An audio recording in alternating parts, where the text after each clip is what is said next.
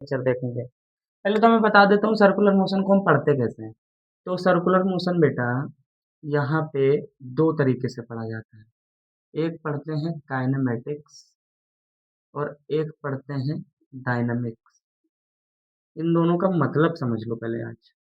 Kinematics में हम खाली पढ़ते हैं उसके बारे में, लेकिन हम यहाँ पे रीजन नहीं जानते। काइनेमेटिक्स का मतलब हो गया मोशन के बारे में पढ़ेंगे लेकिन रीजन नहीं जानेंगे कि किस रीजन से मोशन हो रही है। डायनामिक्स में हम मोशन तो पढ़ते ही पढ़ते हैं, साथ में रीजन भी पढ़ते हैं, कौन से रीजन की वजह से मोशन हो रही है, ये होता है डायनामिक्स। तो सर्कुलर मोशन में दो पार्ट। ऐसे ही जब हम स्ट्रेट मोशन पढ़ते थे उसमें भी दो अलग अलग चैप्टर थे। एक था अपना काइनेमेटिक्स, आपने जब पढ़ा था मोशन चैप्टर, तो एक तो आपने पढ़ा था काइनेमेटिक्स, कौन सा, स्ट्रेट मोशन। ऐसे स्ट्रेट मोशन भी जब हमने पढ़ा बेटा, तो वहाँ पे होता था एक 1D और 2D मोशन, है ना। दो चैप्टर थे, ये अपने काइनेमेटिक्स के थे। यहाँ पे हमने खाली पढ़ा था, और उसी के साथ में एक हमने पढ़ा था दूसरा डायनामिक्स। डायनेमिक्स पढ़ा था, उसमें अपना पूरा का पूरा एनएलएम पढ़े थे, न्यूटन लॉज ऑफ मोशन, जिसमें फ्रिक्शन, टेंशन, ये सारी चीजें होती थी। तो हमने इसको भी पढ़ लिया, काइनेमेटिक्स एनएलएम भी पढ़ लिया है, और सर्कुलर मोशन में भी काइनेमेटिक्स हो गया है। डायनेमिक्स अपना चल रहा है, उसका एक लेक्चर कंप्लीट हो गया है, और आज अपना दूसरा लेक्चर होने वाला है। क्या बात समझ में आई? तो हम डायनेमिक्स का पार्ट पढ़ रहे हैं सर्कुलर मोशन में, उसका आज दूसरा लेक्चर हम लोग देखने वाले हैं। ठीक है, तो ये चीज़ आप नोट कर सकते हो साइड में, ये इंपॉर्टेंट चीज़ है, ताकि पता होना चाहिए कि हम फिजिक्स पढ़ कैसे रहे हैं, एक्चुअल में हो क्या रहा है। ठीक है, तो बेटा अभी दो तीन कंसेप्ट हैं जो बहुत इंपॉर्टेंट हैं आपके मेंस लेवल में और एक बोर्ड के लिए भी, वो हम देखते हैं, जेई नीट हो या बोर्ड हो सबके लिए। तो अपना पहला टॉपिक है बेटा कि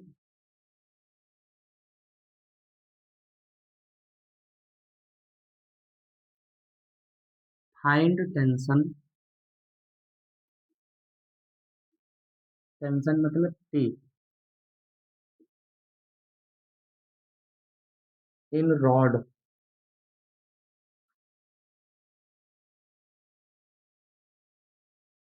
एट रैंडम पॉइंट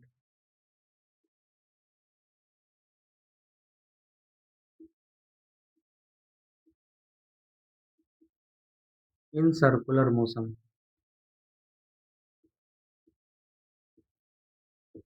क्या बोला? फाइंड टेंशन, टेंशन फाइंड, ये अपनी हेडिंग है पूरी। आपको बेटा टेंशन फाइंड करनी है एक रॉड में जो कि सर्कुलर मोशन में मूव कर रही होगी किसी पॉइंट पर।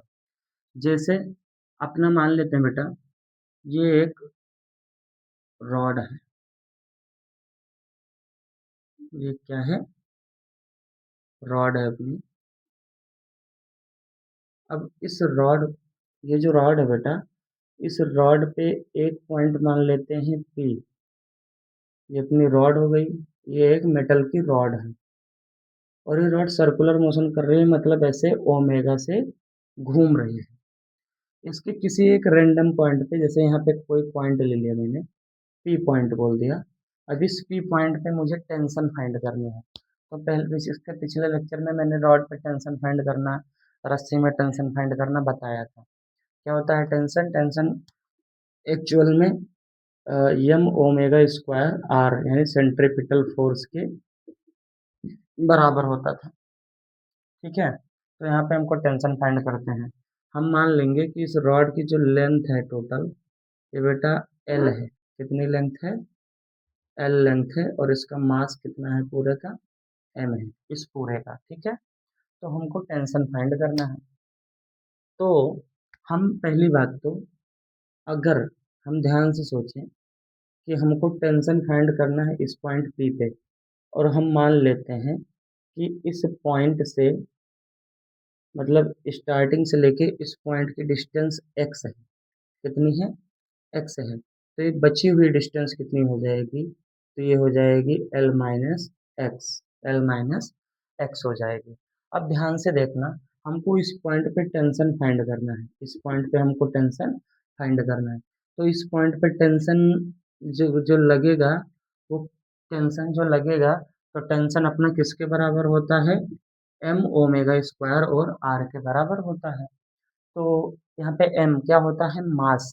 तो मास जो होगा, अगर इस पॉइंट पे टेंशन फाइंड करना है तो हमने उस दिन बताया था कि जिस पॉइंट पे टेंशन फाइंड करना होता है उसके बाहर वाले मास की वजह से टेंशन लगता है। जैसे रॉड घूम रही है तो जो पॉइंट के बाहर वाला हिस्सा है, यानी ये वाला हिस्सा, शेडेड हिस्सा, इस शेडेड हिस्सा की वजह से, इतने मास की वजह से ही टेंशन लग रहा होगा। तो अगर हम मान लेते हैं कि पूरा मास m था, l लेंथ थी, तो मास कितना था m। तो एक यूनिट लेंथ की बात करें, मास कितना होगा, तो m अपॉन l होगा। ये 1 इंटू l लिखा है, 1 इंटू l। तो l नीचे जाएगा तो 1 बचेगा, यहाँ पे क्या बचेगा, 1 बचेगा। तो यानी एक यूनिट का मास कितना है बेटा, m अपॉन l है। एक यूनिट का मास कितना है, m अपॉन l है। ध्यान से सुनना। और इस पूरे का जो मास होगा, मान लेते हैं सेंटर ऑफ मास इसका मिडल पे होता है। हम मान लेते हैं इस पूरे का मास कहाँ पर है, यहाँ पर है, यहाँ पर। अच्छा, अगर पूरे का मास यहाँ पर है तो आप लोग मुझे सोच के बताओ, यानी कि यहाँ स्टार्टिंग से मुझे यहाँ तक की डिस्टेंस लेनी है, यहाँ तक की, यहाँ तक की डिस्टेंस लेनी है। और हमको पता है बेटा कि यहाँ से यहाँ तक कितना था, l माइनस एक्स था, यहाँ से यहाँ तक। तो अगर हम इतने डिस्टेंस की बात करें तो इतना दो पार्ट में डिवाइड है। एक तो अपना ये x है, और एक तो यहाँ से लेके यहाँ तक। अगर ये पूरा l माइनस एक्स था तो ये l माइनस एक्स अपॉन 2 हो जाएगा, इतना पार्ट। ये सेंटर, इस पॉइंट से लेके यहाँ तक के बीच का l माइनस एक्स था, तो इसका सेंटर ऑफ मास जो आएगा यहाँ पे आएगा, यानी यहाँ यहाँ की दूरी l माइनस एक्स अपॉन 2 हो जाएगी। तो अगर मैं इस पॉइंट का नाम दे देता हूँ सेंटर ऑफ मास जो है, इसको मैं बोल देता हूँ ए पॉइंट। क्या बोल देता हूँ, ए पॉइंट। तो स्टार्टिंग से ए पॉइंट की दूरी कितनी हो जाएगी, distance of, distance till A, A point तक डिस्टेंस कितनी हो जाएगी, x plus L minus X upon 2, x plus L minus X upon 2। 2x multiply होगा 2x माइनस एक्स, यानी x, और साथ में l अपॉन 2। यानी ये लेंथ आई कहाँ तक, ए पॉइंट तक की लेंथ इतनी है स्टार्टिंग से। ठीक है, तो अब हमको निकालना है टेंशन। तो tension at point P, tension at point P, लेकिन इसका मास सारा कहाँ है, यहाँ पे है। तो फार्मूला क्या लगेगा, m। तो मास जो होगा m बाय l, एक यूनिट का मास है। और टोटल ये जो लेंथ है, टोटल लेंथ कितनी है, l माइनस एक्स है। ठीक है, m हो गया। अब ओमेगा स्क्वायर, और साथ में क्या लेना है, r। तो r की अगर हम बात करेंगे तो x, क्या, x और प्लस दिस, यानी x प्लस एल अपॉन 2, और इसका क्या लेना है, स्क्वायर। अब इसको जरा ध्यान से देखो तो क्या हो जाएगा ये बेटा, ये क्या हो जाएगा, T P is equal to M by L, L minus X omega square, और ये होगा X plus L, X plus L upon में स्क्वायर, और अपॉन में क्या हो जाएगा, 4। क्या हो जाएगा, एक्स प्लस एल। भाई मुझे आर चाहिए था ना, क्या चाहिए था, आर चाहिए था। तो आर कितना हो जाएगा, आर अपना इतना ही हो जाएगा। ठीक है, अभी इसको ध्यान से देखो। तो T P is equal to हो जाएगा M omega square upon L. ये एक्चुअल में लिखा है एल माइनस एक्स और L plus X, L plus X लिखो एक्स प्लस एल की जगह। तो ए माइनस बी और ए प्लस बी क्या होता है, ए minus B A plus B क्या होता है, ए माइनस बी का होल स्क्वायर, और अपॉन में क्या है, 4 बचेगा। ठीक है ना, ओमेगा स्क्वायर, बेटा ये आर होता है तो यहाँ पे स्क्वायर नहीं लगेगा। अब ध्यान से देखो, एम अपॉन एल हो गया, 4 था, ओमेगा स्क्वायर हो गया, बचा क्या, A minus B A plus B, तो ए प्लस बी का होल स्क्वायर। यानी टेंशन एट पॉइंट पी, किसी भी पॉइंट पर टेंशन निकालना था तो M omega square upon 4 L, L minus X का होल स्क्वायर। यहाँ तक देखो क्या बात समझ में आई या नहीं आई? यहाँ तक बात समझ में आई या नहीं है? अच्छा, जब मैंने एक चीज़ सोचो, जब मैंने इसका होल स्क्वायर तो किया नहीं था, तो X plus L upon two था ना, यानी एल प्लस एक्स अपॉन ये टू ही रहेगा ना, तो यहाँ पे क्या आएगा बेटा? टू आएगा। क्या आएगा? टू आएगा। बस। ठीक है। चलो इसको मैं दूसरे तरीके से, एक तो ये मेथड हो गया, ये वाला मेथड हो गया अपना। इस मेथड से मैंने टेंशन निकाला एट पॉइंट पी। अब मैं क्या करता हूँ, मैं बाई इंटीग्रेशन, चलो इंटीग्रेशन मेथड से निकालते हैं। कौन से? इंटीग्रेशन मेथड से निकालते हैं। तो ध्यान से सुनना मेरी बात। मुझे निकालना है tension at point P, tension at point P निकालना है। तो टेंशन अगर एट पॉइंट पी पे निकालना है तो क्या होगा? पहले आप इतना नोट कर लो, पहले आप इतना नोट कर लो। इसको मैं फिर से समझा देता हूँ, फिर मैं निकालूंगा। देखो, एल लेंथ में यम मास, तो एक यूनिट में यम बाय एल मास हो जाएगा। डिस्टेंस अगर ए पॉइंट की देखें, यानी सेंटर ऑफ मास तक की डिस्टेंस, तो एक्स, और ये पूरा एल माइनस एक्स, तो इतना हो गया L minus X upon two, ये भी हो जाएगा L minus X upon two. हम X plus L minus X upon two जोड़ेंगे तो यहाँ से लेके ए पॉइंट तक की डिस्टेंस आ जाएगी x plus L by to. अब हमको टेंशन निकालना था, फॉर्मूला होता है एम ओमेगा स्क्वायर आर। तो एम अपना इतना पार्ट एम हो गया, एम बाय एल एक यूनिट, और कहाँ तक लेंथ लेनी है? एल माइनस एक्स तक, तो एल माइनस एक्स का मल्टीप्लाई कर दिया।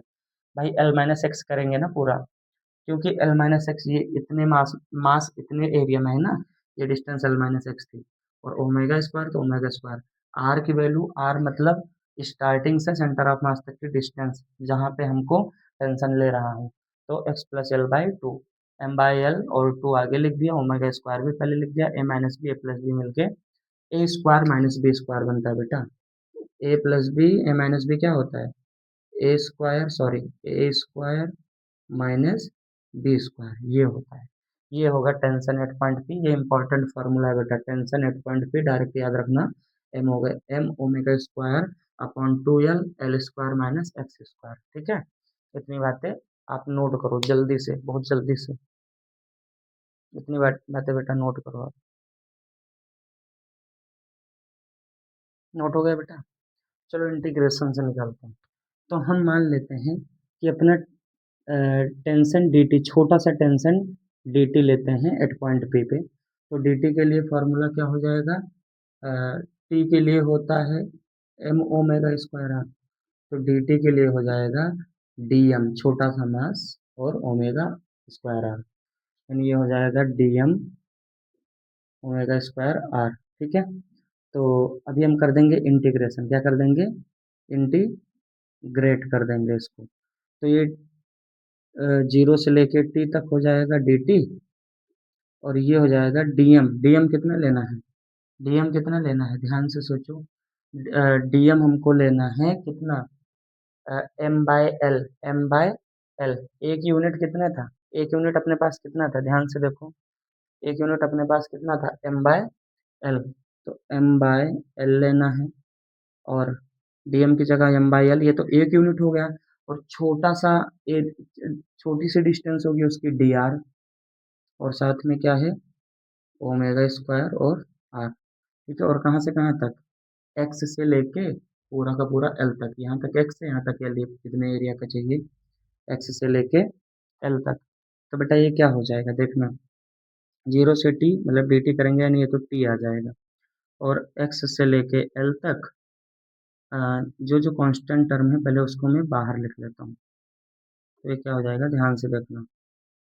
एम बाई एल बाहर आएगा, ओमेगा स्क्वायर बाहर आएगा, एक्स से लेके एल तक डी आर, इसको भी आर, स्मॉल आर ही बोलो या कैपिटल आर बोलो, बात एक ही है।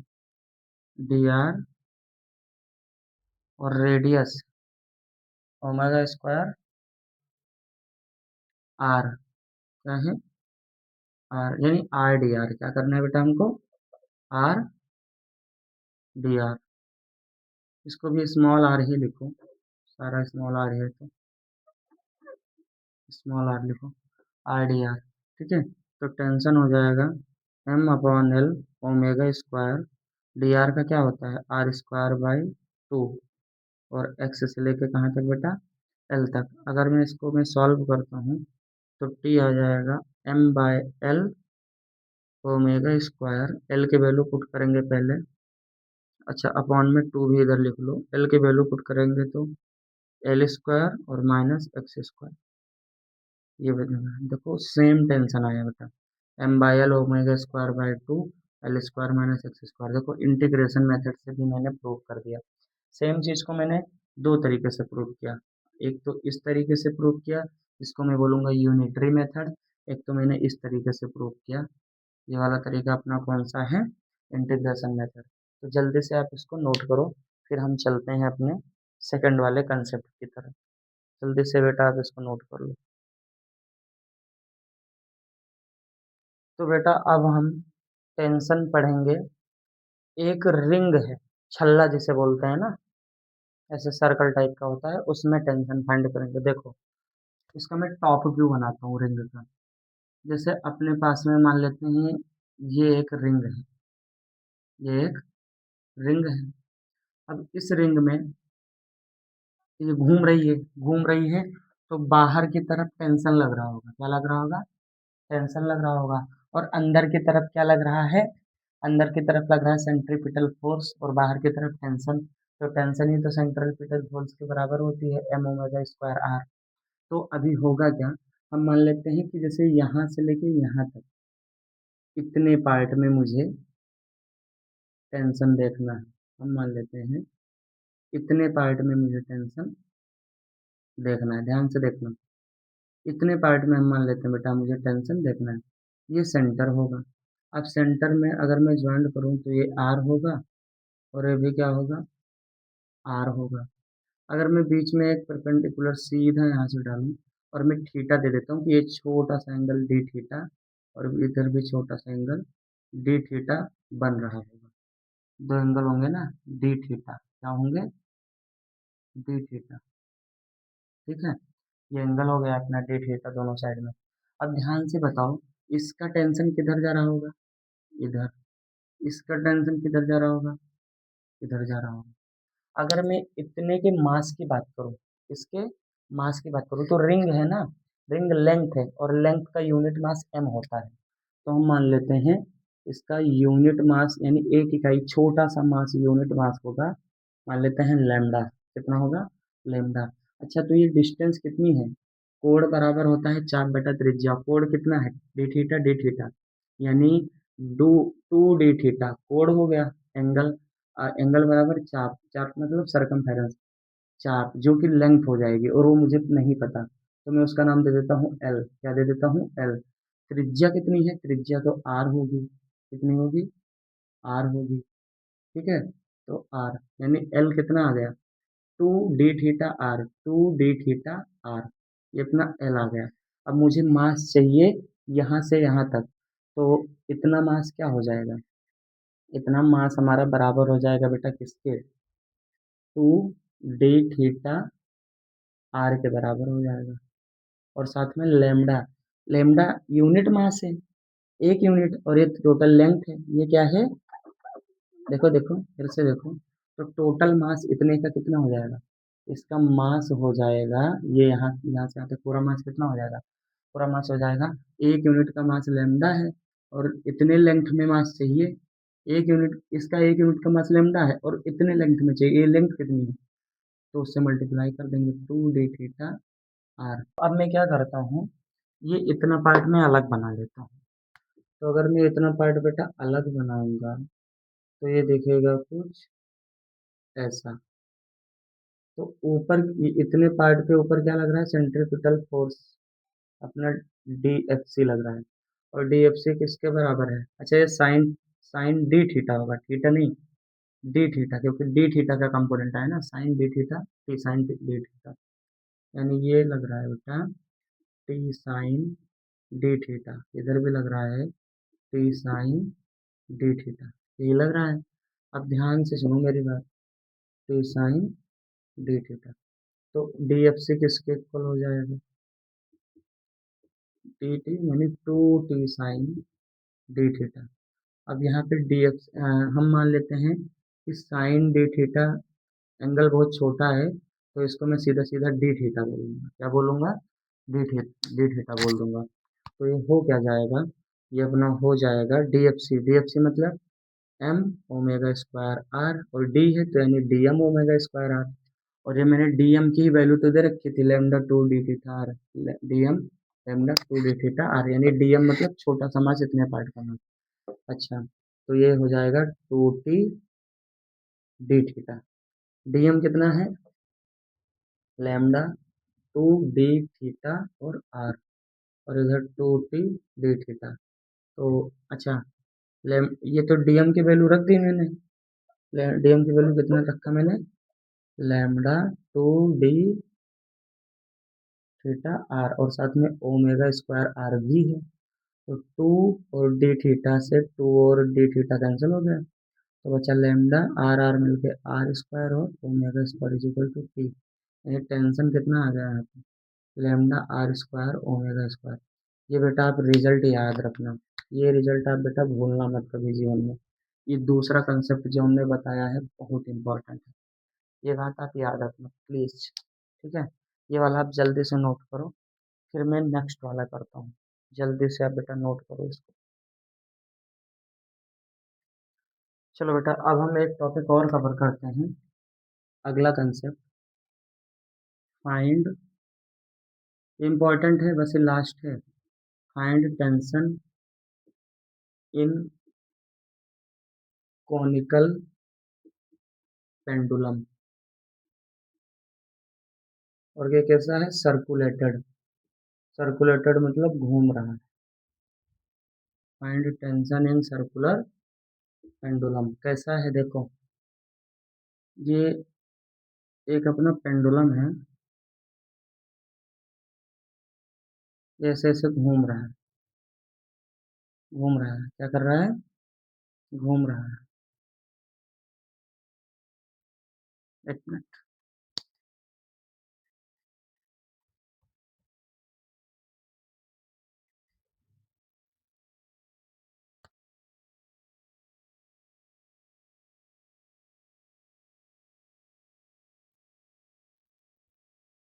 ये तो ध्यान से देखो, यहाँ पे बंधा हुआ है।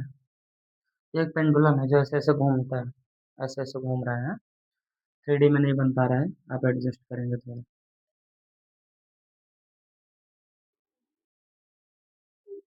ऐसे।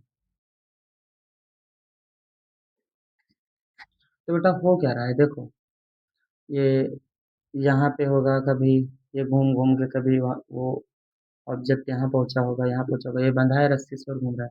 रस्सी की लेंथ अपनी एल है, ओमेगा से घूम रहा है, ओमेगा से घूम रहा है। अब ध्यान से सुनना मेरी बात, यहाँ पे पहुंचा होगा। अब जब यहाँ पे पहुंचा, तो इधर की तरफ तो टेंशन लग रहा है, और ये वाला एंगल बेटा अपना थीटा है। कितना है, थीटा। अच्छा, ये इधर की तरफ घूम टेंशन लग रहा होगा, क्या लग रहा होगा, टेंशन लग रहा होगा। अब ध्यान से बताओ, ये वाला एंगल अपना थीटा है, ये इतना एंगल कितना है, थीटा। तो अगर मैं देखूँ तो राइट एंगल ट्रायंगल में ये थीटा, ये 90, तो ये 90 माइनस थीटा। अब 90 माइनस थीटा, तो मतलब अगर यहाँ पे मैं इधर जाता हूँ तो ये फिर से हो जाएगा थीटा। थीटा 90 माइनस थीटा, तो ये थीटा, देख लो अल्टरनेट एंगल है, वैसे भी ये थीटा है तो ये थीटा ही होगा। अल्टरनेट एंगल है ना, तो ये थीटा ही होगा। अच्छा, ये टी इधर आएगा तो ये जाएगा टी कॉस थीटा, ऊपर की तरफ जा रहा है टी कॉस थीटा, और इधर जाएगा टी साइन थीटा। अच्छा, हम मान लेते हैं इसका कुछ मास भी होगा, ये बेटा वर्टिकल है, ये वाला एकदम सीधा जा रहा है, टी कॉस थीटा। इधर टी साइन थीटा हो गया। ये टेंशन रस्सी पे इधर लग रहा था। अभी सुना, होगा क्या, मैं फिर से बता देता हूँ, ध्यान से सुनना। ये टेंशन इधर टी लग रहा है, इधर टेंशन टी लग रहा है, तो अगर ये थीटा तो ये 90, तो ये 90 माइनस थीटा, और अगर ये 90 माइनस थीटा तो ये फिर से थीटा। अब ये हो गया अपना थीटा, ये थीटा हो गया, तो टी का कंपोनेंट इधर आएगा थीटा की तरफ, टी कॉस थीटा, और इसके इधर जाएगा परपेंडिकुलर टी साइन थीटा। इसका कुछ मास होगा एम। मास कितना होगा, एम होगा इस ऑब्जेक्ट का। तो मास अगर यहाँ पे एम होगा, मतलब नीचे एम जी लग रहा होगा, और इधर की तरफ एम ओमेगा स्क्वायर आर लग रहा होगा। कोई दिक्कत, यानी कुछ ऐसी कहानी है। ये सेंटर है, ऊपर की तरफ टी कॉस थीटा है, इधर की तरफ एम ओ स्क्वायर आर है, और इधर टी साइन थीटा है, नीचे की तरफ एम जी है। चलो मास को इक्वल कर देते हैं, कोई दिक्कत नहीं है। मास को इक्वल करेंगे तो क्या होगा, टी टी साइन थीटा बराबर टी साइन थीटा बराबर हो जाएगा एम ओमेगा स्क्वायर आर के, और दूसरा टी कॉस थीटा बराबर हो जाएगा एम जी के। इसको बोलो इक्वेशन नंबर 1 और इसको बोलो इक्वेशन नंबर 2। तो 1/2 कर दो सीधा, 1/2। तो क्या हो जाएगा, टी से T cancel, sine upon cos क्या होता है, टेन थीटा ना होता है, टेन थीटा, और एम से एम कैंसिल हो जाएगा, omega square R upon G, omega square R upon G, इतना है। अच्छा आर क्या है, आर आर अपना क्या है, ये पूरा लेंथ एल था, कितना लेंथ कितना था एल, और हमको कितना के लिए चाहिए, हमको चाहिए साइन थीटा के लिए। देखो ना, यहाँ से अगर ये पूरा आर है, कितना है आर, तो आर को हमें कहाँ तक चाहिए, साइन थीटा तक, कहाँ तक चाहिए ये पूरा आर है। आर को इधर लाऊंगा तो आर इज इक्वल टू इस पॉइंट के लिए क्या हो जाएगा, आर इज इक्वल टू हो जाएगा एल साइन थीटा। भाई साइन थीटा के कंपोनेंट तक हम डिस्टेंस देख रहे हैं ना, ये पूरी आर है, लेकिन यहाँ तक आर है। अगर हम यहाँ पे बात करें, सेंटर पे यहाँ पे मिडल में बात करेंगे, तो लेंथ थोड़ी छोटी है एल साइन थीटा। तो tan theta is equal to मैं कर सकता हूँ omega square L sine theta by जी।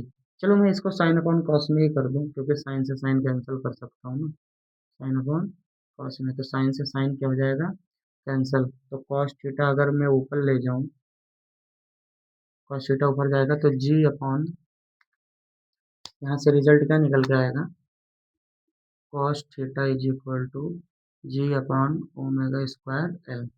ये अपना बेटा फॉर्मूला याद रखो, cos theta is equal to G upon omega square L.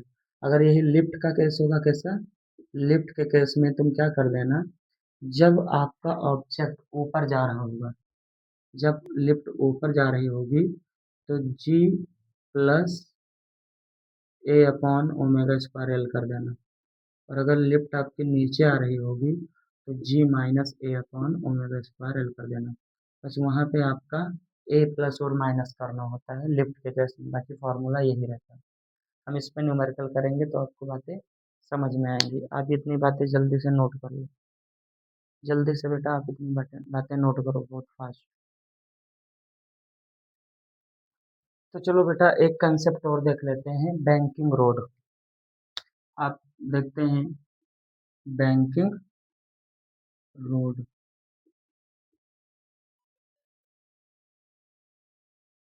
या फिर इसको हम बेटा बंकित सड़क भी बोलते हैं, बैंकिंग रोड की। होता क्या है, आपने देखा होगा ओवरब्रिज, फ्लाई ओवर वगैरह पे एक तरफ साइड में रोड उठी होती है, एक तरफ झुकी होती है, वैसा क्यों होता है, जहाँ पे राउंड लेना होता है वहाँ पे रोड को थोड़ा सा घुमा देते हैं, ऐसे कर देते हैं, ऐसे ऐसे कर देते हैं, ऐसे डायरेक्ट जाके नहीं घूमता, इधर से उठा देते हैं थोड़ा, ऐसे, ऐसे नहीं घूमते, ऐसे घूमते हैं, क्यों, जैसे हम मान लेते हैं उस तरह में बेटा, इसमें बेटा हम करेंगे क्या, एक ऐसा रोड लेंगे, ये अपनी रोड है, और ये मान लेंगे स्मूथ है, कैसी है, स्मूथ रोड है। अभी बताओ, अगर यहाँ पे कोई गाड़ी है, नहीं तो कुछ भी है चल रही है, हाँ? और ये एंगल अपना थीटा है, कितना है थीटा, तो ये बताओ ये थीटा है, तो इधर के डायरेक्शन में इधर लगेगा M B square M O square omega square R, तो ये भी थीटा हो जाएगा। अगर ये थीटा हो जाएगा, अच्छा इधर की तरफ इधर फ्रिक्शन लग रहा है, अगर ये आगे की तरफ मूव कर रही होगी, इधर फ्रिक्शन लग रहा होगा, ठीक है। अब अगर ये एम बी स्क्वायर है, तो ये इधर का कंपोनेंट इसका क्या आएगा, सॉरी एम ओमेगा स्क्वायर आ रहा है, तो ये M omega square cos theta हो जाएगा, और नीचे की तरफ M omega square sine theta हो जाएगा। अच्छा नीचे की तरफ बेटा इधर क्या लग रहा होगा, एम जी क्या लग रहा होगा, mg लग रहा होगा, mg। तो एक कंपोनेंट इसका आएगा mg cos थीटा, और इसका एक कंपोनेंट इधर जाएगा mg sin थीटा।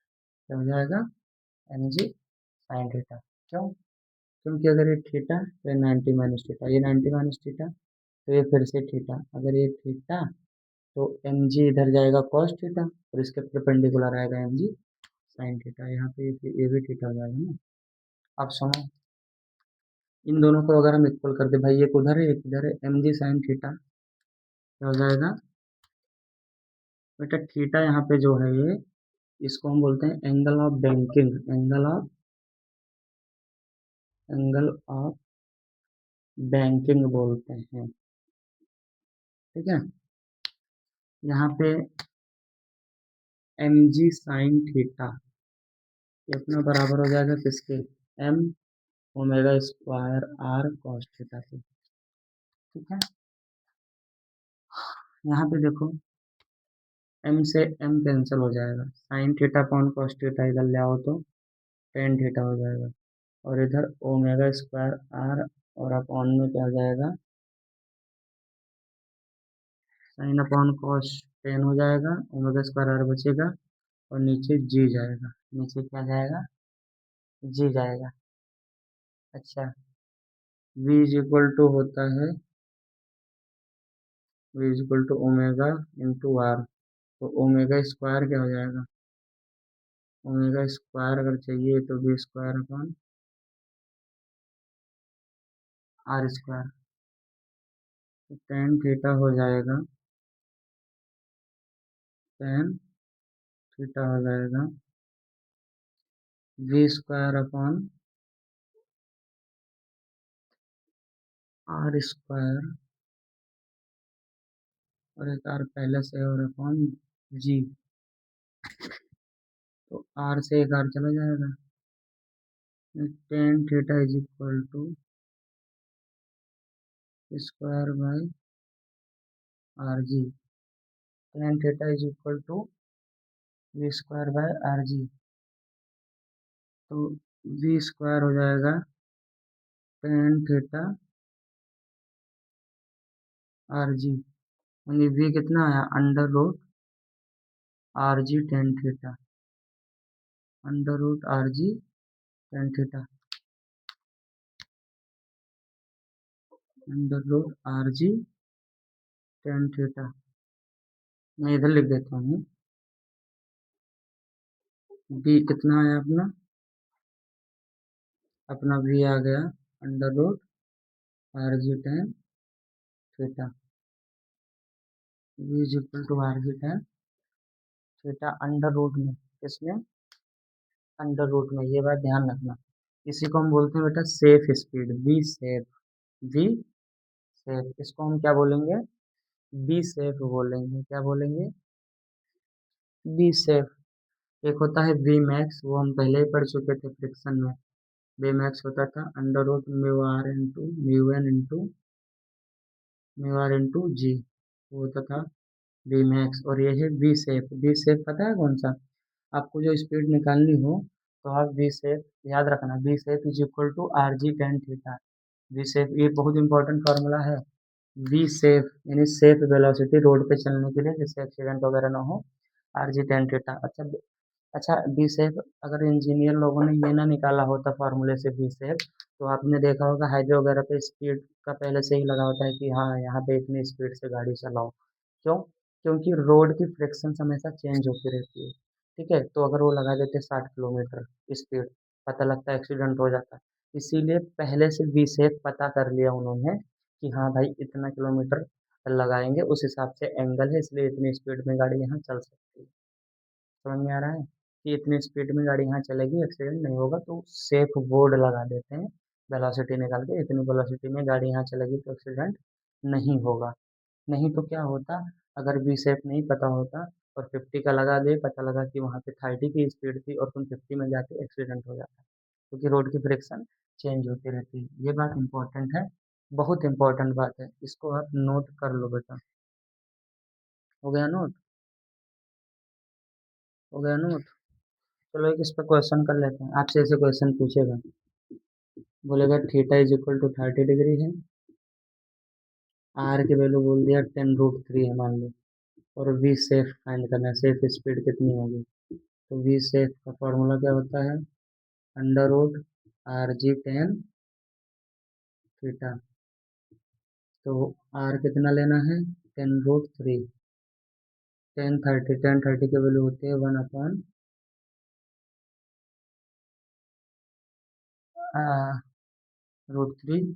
और जी तो बच गया, जी की वैल्यू होती है 10, √3 से √3 गया, ये आ गया 10 × 100, यानी 10 किलोमीटर पर आवर।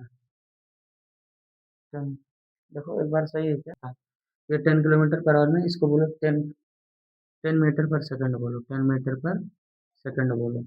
अब किलोमीटर पर सेकंड में करना है, पर आवर में करना है, तो 18/5 से मल्टीप्लाई कर दो, 5×2 = 10, यानी 36 kilometre per hour, 36 kilometre per hour, इतनी स्पीड से गाड़ी चल सकती है।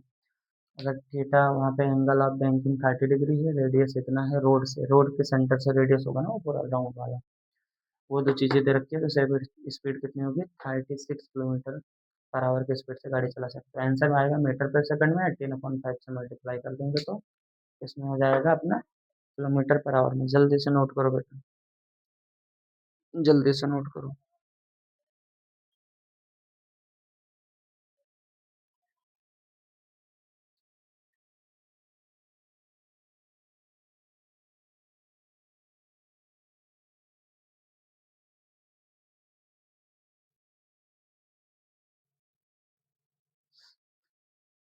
चले,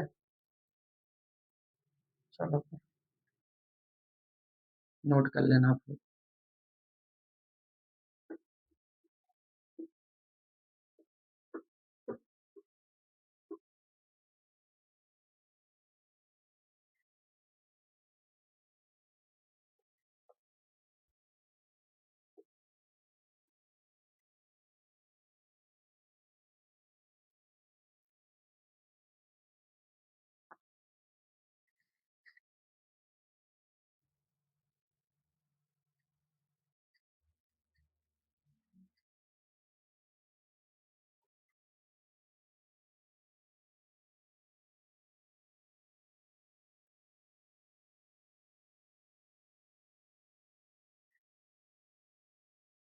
एक कंसेप्ट बच्चा और बचता है, आप लोगों ने नाम सुना होगा डेड सी का, मृत सागर।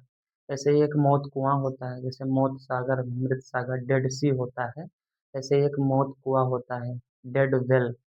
वेल माने कुआं होता है ना, तो डेड वेल का कंसेप्ट देख लेते हैं, मौत कुआं जिसमें गाड़ी वगैरह चलाते हैं घुमा घुमा के, कार बाइक वगैरह, है ना, मेला वगैरह में देखा होगा। डेड वेल वहाँ की भी कहानी यही सेम होती है, बैंकिंग वाली। ऐसे मौत कुआं होता है, ऐसे होता है कुछ उन टाइप का।